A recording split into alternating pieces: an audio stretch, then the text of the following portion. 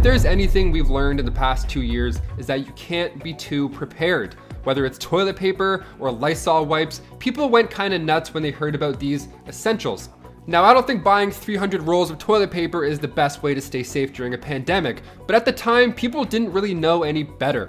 This is all new information to us. It's scary. We don't know what to do. We don't know what to buy. We don't know what's gonna happen tomorrow. But a recent report brought to life from US investigators hints that China has been preparing for this longer than we thought.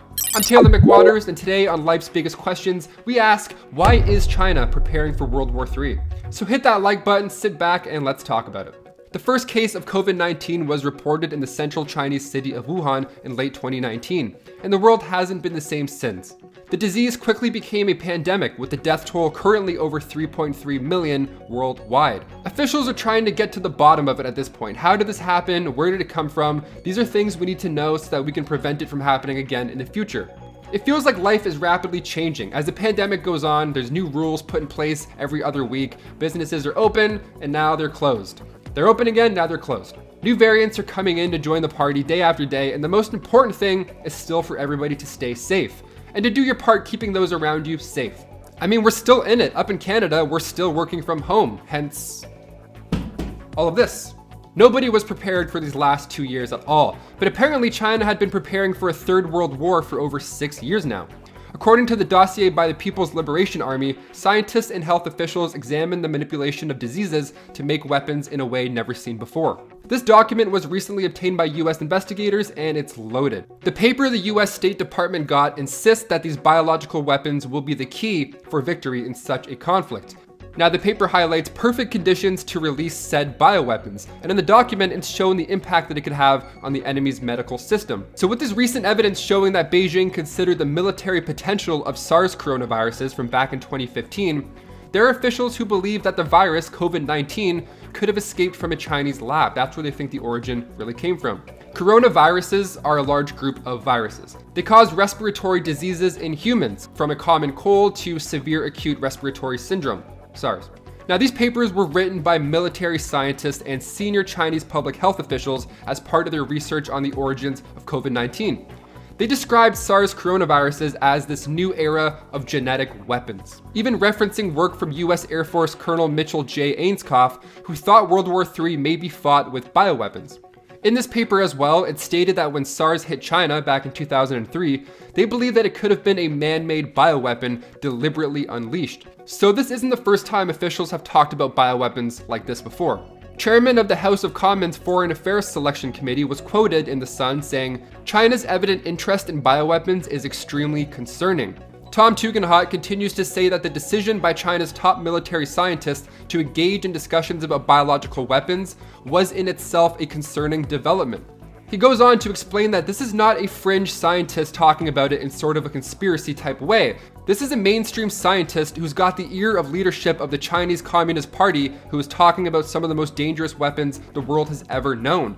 It's concerning in the first place that this is a major Chinese scientific institution talking about these types of weapons. Liberal Senator James Patterson says he holds concerns about China's lack of transparency, even describing the actions as obstructive. I mean, yeah, weapons of mass destruction include nuclear, radiological, and chemical weapons. If you can produce and release toxins deliberately to cause harm in humans, I mean, even me just saying that out loud sounds like a DC Batman villain. So these authors of this document fully believe that World War III will be biological, unlike the first two that were described as chemical and nuclear. The core weapon will be these biological and genetic weapons like coronavirus. That's their thing. The scientists say that these attacks shouldn't be carried out during a clear day because intense sunlight can damage the pathogens and rain and snow can affect the aerosol particles. So they actually suggest that this thing be released at nighttime or at least dawn or dusk. Cloudy weather works too. The wind just has to be going in a stable direction so the aerosol can float in the targeted area. Now I gotta be afraid of wind. Awesome. I'm gonna need an airzuka just to get that out of here. The research also notes that an attack like this would result in a surge of patients that need hospital treatment, so this could collapse the enemy's medical system. Another concerning factor in all this is China's gain of function research at the Wuhan Institute of Virology. This is near the location of the initial COVID outbreak, and virologists are creating new viruses that are said to be more transmissible and more lethal. Hamish de Bretton-Gordon, a chemical weapons expert, says China thwarted all attempts to regulate and police its laboratories where such experiments were taking place. Now, this was reported May 7th, less than a week ago. This comes from the book What Really Happened in Wuhan, which is set to release publicly September 29th, 2021. Add that to your Kindle reading list, folks. Executive Director of the Australian Strategic Policy Institute, Peter Jennings, states that this document is as close to a smoking gun as we've got. It's significant because it clearly shows that Chinese scientists were thinking about military use for different strains of coronavirus, and they were thinking about how it could be deployed. He says that if this was a case of transmission from a wet market, it would be in China's interest to cooperate, but so far they've done the opposite of that. This document has 18 authors part of it: People's Liberation Army, scientists, weapon experts, and with Robert Potter, cybersecurity specialist, even chiming in himself after analyzing the leaked documents, he believes that the document is definitely not fake. So intelligence agencies suspect that COVID-19 may be the result of an accidental Wuhan lab leak, but of course there isn't enough evidence to suggest that it was intentionally released. And also, these things are just coming out new and we're reading articles, so take what we say as a grain of salt. We're not CNN. We're not going to tell you to drink bleach at the end of this. All eyes are on the Middle East as tensions rise once again. For years, the conflict between Israel and Palestine has been simmering, exploding in violence periodically. Peace talks have fallen apart time and time again, land has been contested, and it can be difficult to imagine a resolution that satisfies everyone. With the latest escalation involving Hamas rocket attacks and Israeli airstrikes, folks wonder what might happen next. As the world watches from a distance, the question should be asked: what if Israel and Palestine started World War III? I'll begin this video with a disclaimer. I am not an expert in this subject. I do not claim to fully understand the conflict, but have done my best to research as much as I can in the time allotted. Life's Biggest Questions does not condone acts of violence, nor do we support any sort of anti-Semitic rhetoric. What's happening right now is a tragedy, and we hope that the killing will stop as soon as possible. I also implore you to do your own research on the subject and come to your own conclusions. This video is meant to be a recap of events and conjecture concerning how the world might respond. Now, the recent clashes between Israel and Palestine are the latest in a long line of conflicts. However, this battle isn't as ancient as some might think. Sure, we could trace it back thousands of years to the sons of the prophet, Isaac and Ishmael, but that really doesn't have all that much to do with what's happening today. This is a conflict largely rooted in land ownership. Back in the late 19th century, Palestine was under the control of the Ottoman Empire. Under this rule, Christians, Muslims, and Jews lived in relative peace. The holy city of Jerusalem had a pretty even proportion of people practicing each religion. Around this time, Jewish nationalism was gaining a lot of traction, with many Jewish people believing that they needed their own state in order to be liberated from persecution. Known as Zionism, this belief posited that Judaism is both a religion and a nationality, and that they were entitled to their own state in their ancestral homeland. The British heard this and came up with the Balfour Declaration, which promised the establishment in Palestine of a national home for the Jewish people, which could be pretty nice, right? However, Britain also promised France they would divide up the Arab territories and also told the Meccans that they could rule over Palestine, so not ideal. Even so, the Brits stuck around in Palestine until the Second World War, ruling over the people who had already lived there and allowing Jewish immigrants to set up shop. These Jewish immigrants bought up plenty of land and evicted some Arab Palestinians. This eventually led to a Palestinian revolt, which was quashed by a joint force of British and Jewish people. After World War II, Britain handed the Palestine issue over to the UN, who decided that dividing the land up equally into Jewish and Palestinian states was the call moving forward. For whatever reason, they decided that an odd patchwork of land was the way to go, instead of doing something like a 50-50 split down the middle. Jewish immigrants accepted this offer, but the Palestinians already living there did not, seeing it as giving up land for free to colonists. This began the Arab-Israeli War, which Israel won. By winning this war, they were able to expand their influence further throughout the land, taking around 30% more land than had been agreed upon with the UN. Palestinian people became stateless, forced out of their homes, and then fled to the surrounding Arab countries as refugees.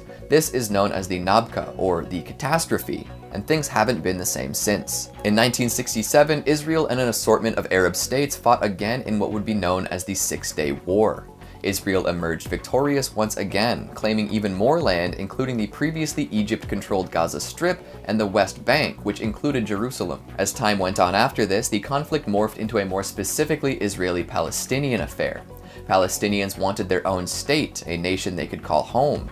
Israel, wanting the same thing, spread their influence throughout Palestine, establishing settlements in places like East Jerusalem, the West Bank, and the Gaza Strip. These settlements are technically illegal under international law, but that has not prevented them from continuing to grow. This behavior led to Palestinian intifadas, protests and boycotts meant to shake off their colonizers. Beginning peacefully, Israeli police and military crackdowns escalated things and Palestinian people became more violent. This is where Hamas first began to get really involved, being militant towards Israel while creating infrastructure in Palestine. Other nations attempted to step in and broker peace in the mid-90s, but these talks, known as the Oslo Accords, did not achieve the results hoped for. Israel continued to occupy Palestinian land and the Second Intifada began. When 1,000 armed guards were marched onto a shared holy ground, the conflict rose again. During this uprising, some 1,000 Israelis and 3,000 Palestinians were killed. In response, Israel began to build walls and fences around their settlements, claiming self-defense. Others saw this as an illegal land grab though. With this, real physical barriers now existed where before there was only tense political division. Since then, more Jewish settlements have been erected throughout Palestine, often surrounding Palestinian villages, limiting freedom of movement. In many places, Palestinians are essentially living under military occupation, with settlers removing people from their ancestral homes. Often this is based on tax-related issues though. However, Israelis do need a Jewish homeland and the UN did give it to them. They can be seen as defending this land by any means necessary. The occupation and settling of Palestinian land has resulted in a lot of pushback, with Hamas firing rockets into Israeli territory. In response, Israel sends troops and airstrikes into Palestine. While each side says that they're simply responding to the other, it's clear that Israel is better equipped to defend itself and fight, and suffers less casualties, both military and civilian. The most recent outburst seems to have been simmering for a few years. In 2017, the US announced that it recognized Jerusalem, a historically shared and contested holy city, as the capital of Israel. This resulted in plenty of Palestinian uproar. Then, in 2018, protests took place along the fence between Gaza and Israel. Palestinian protesters threw rocks and gasoline bombs, and Israel responded with airstrikes, followed by Hamas firing rockets across the border. Now, the most recent escalation is still happening as I write this script, and it seems to have started following tensions throughout Ramadan. On May 7th, Israeli police and Palestinian protesters clashed near Al-Aqsa Mosque. The protesters were concerned with a case where 8 Palestinian families lost their East Jerusalem homes to Jewish settlers. On May 10th, Hamas demanded that Israeli forces withdraw from the mosque by a certain time. This did not happen, so Hamas fired rockets from Gaza into Israel. Israel responded with airstrikes on Gaza. From there, a back and forth of rocket attacks and airstrikes has taken place. While a few Hamas rockets have found their mark, resulting in Israeli fatalities, Israel's Iron Dome missile defense system has a very high rate of success, making a good deal of these attacks non-fatal. On the other end, Israeli airstrikes have bombarded Gaza and caused a lot of damage. Palestine does not have any comparable defenses, and it shows. A senior Hamas commander was killed, and many of their tunnels have been collapsed. The impact on civilians cannot be understated though, with fatalities numbering in the hundreds. Residential buildings in Gaza have been leveled, and a tower that housed multiple news organizations like Al Jazeera and the US-based Associated Press was also destroyed. The Israeli military claimed that Hamas militants also inhabited that tower, but these claims are currently under investigation. In most cases, attacking journalists can be considered a war crime. Residents are warned before their homes and businesses are destroyed, but these attacks still leave them with nowhere to go. As airstrikes continue, outside parties have called for a ceasefire. With Palestinian hospitals and COVID testing centers destroyed and no way to quickly rebuild infrastructure, things could go from bad to worse very quickly. US President Joe Biden has seemingly been pushing for Israeli Prime Minister Benjamin Netanyahu to throttle back the reactionary assault. Netanyahu said that there's no time frame in which to end the hostilities, as they intend to see them through and restore peace and quiet. It's interesting that the US is intervening now, considering the billions of dollars in bilateral aid and missile defense systems that they've provided Israel with over the years. In fact, President Biden recently approved a $735 million arms sale to Israel. Israel and the West have been close allies for years, so the situation will be interesting to monitor. Could this result in a full-blown world war though? That has yet to be seen. It could easily progress into a long and drawn-out proxy war, with outside sources providing funding and weapons, fueling both sides into increased violence. This would result in a horrible atrocity and one side possibly being wiped out. As things stand, Israel has the military advantage and a lot of power to leverage over Palestine. They have the right to defend themselves from threats, but one has to wonder if their response is excessive. With the way that Palestinians have been systematically relegated to small and heavily monitored tracts of land, can we assume that Israel is simply being defensive? If we take to social media, we also see two different stories playing out. Israel's social media accounts continue to claim self-defense in English, but in Arabic they quote Quranic scripture over images of destruction in Gaza. As we wrap up this video, I want to make sure that the message we're getting across is clear. The violence and destruction that's happening right now is unconscionable. Civilians should not be getting caught up in this kind of conflict. However, we at Life's Biggest Questions do not believe that the actions of the Israeli government and military reflect the values of Jewish people everywhere, nor do the actions of Hamas reflect the values of Palestinians. Calling out the unjust actions of those in power is not an indictment of the people living under that nation's flag. We hope for a peaceful resolution, and our hearts go out to all those affected, including people currently living under oppression. I genuinely like to believe that there will never be a third world war. It may be naive of me to believe this, but following what happened on September 11th, 2001, well, it seemed almost certain a world war was imminent, and it didn't happen. There was a war, but it didn't seem the entire world wanted any part of it. In fact, it seems countries all over the world have realized the amount of loss, destruction, and time it takes to rebuild following a catastrophic world war. So why engage in the first place? With all that being said, since the Second World War has ended, there have been countless wars all over the world involving multiple countries. And many of these could have led to world wars, but didn't. With all that being said, as tensions between China and the United States continue to rise, some are once again fearing an attack and retaliation, leading to a third world war. Today in LBQ, we're asking, what if China wins World War III? Smash that like button and let's get into this one. Now, first and foremost, I think the most important factor to look at prior to talking about how the world would change post a China World War win is looking at the teams. Who's fighting who? Is it Russia and China against the Middle East? Given that the previous two world wars included military superpowers, including America, the UK, Germany, China, Russia, and so on, we always assume these countries would be involved in any world war. But what if they weren't? What even constitutes a world war? Because as far as I'm concerned, a lot of countries weren't a part of either of the previous two. Switzerland has famously gone neutral during both world wars, and a handful of South American countries didn't take part in World War I, while a handful of European countries remained neutral throughout World War II. The point I'm making is that if China were to be involved in a world war and won, that doesn't necessarily mean America or other European countries would be directly involved. So let's take a look at teams here. Odds are China would find a way to team up with Russia, as it appears the two countries' leaders are quite fond of each other. Given that they would have a common enemy in the United States, it would also make sense that they would appear to see eye to eye. Another country which would likely want to join the pair would be North Korea. However, as we've seen, North Korea appears to like to do things on their own, almost as if they really got something to prove to the world. Whether they'd be willing to ally with another country and whether or not China and Russia would be willing to ally with North Korea is a totally different story. Given that Japan and South Korea have close ties to the United States, it seems all three countries would need to get involved to protect the two nations much closer to the danger in Japan and South Korea. See, inevitably it seems the United States does get involved because they are allies, but that doesn't necessarily mean they go all in. It's possible, much like prior to officially entering the Second World War, the United States tries to support their allies from afar without actually deploying troops and going to war with any country. Of course, the reason for the war in the first place would be of utmost importance when looking at this question.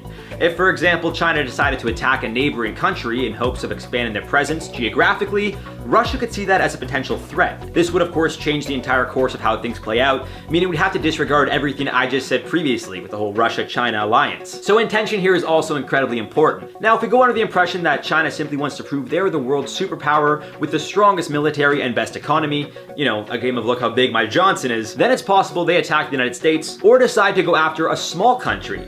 Either way, assuming that China is able to win a third world war, what happens next? Well, as we saw with World War II in Europe, the loss of a war doesn't necessarily mean you lose your country forever. So if China were to attack even Russia, and when all is said and done, Russia were to surrender, that doesn't necessarily mean the country of Russia would no longer exist. As we saw at the end of the Second World War, albeit 10 years later, Germany was at one point occupied by both the Soviets and Allies before the Allies gave up their military occupation and gave the country back. So again, intention is important. If China is trying to expand geographically, well then, if they were to win, I don't think they'd be giving any land back to anyone. If it was more so just to show how strong they are military-wise, well that would be a very different story. Regardless if the United States were to be involved in a third world war or not, I think following a win for China, a fourth world war would happen sooner than later. As assuming America does enter the Third World War and they lose along with whoever else is on their team, say the UK, Germany, Canada, whoever else, let's just say they lose, surrender, white flag, and ask for a ceasefire. Now, depending on the terms of the ceasefire, it may just be a stalling tactic to lose the battle,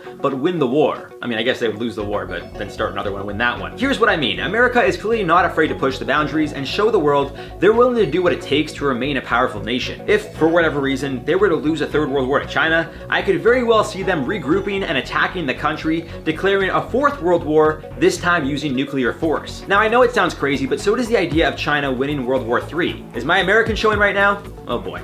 On a more serious note, everyone claims to have nukes nowadays. The US, Russia, China, North Korea, the Middle East, it seems at any given moment, any of these countries can wipe another country off the face of the earth if they really do have the weapons they claim to have.